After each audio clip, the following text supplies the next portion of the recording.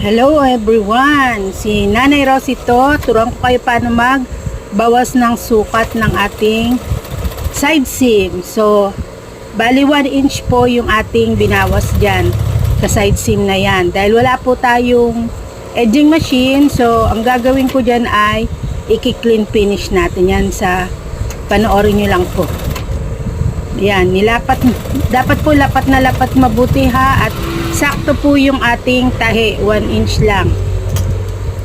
Pag natahi na po yan, ikakat natin yan. Alisin na po natin yung edging, edge na yan, para gagawin natin dyan ay titiklupin na lang natin.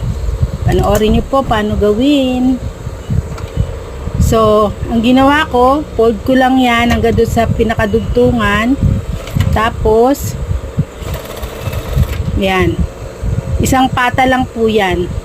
Ipo-fold ko yan ng ganyan. Kasi mas matibay po yung ganitong tahi kaysa edging po. Proven ko na po yan. Lalo na pag wala kayong mga edging machine. Single lang ang gamit. So, ito po ay applicable sa atin. So, ayan.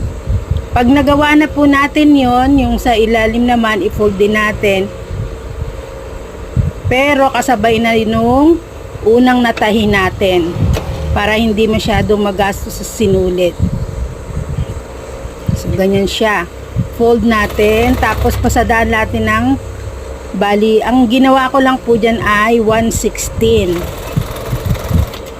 O, diba? Hanggang sa baba.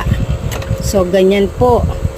Tapos, yan po ay atin ng pagdudugtungin. O, diba?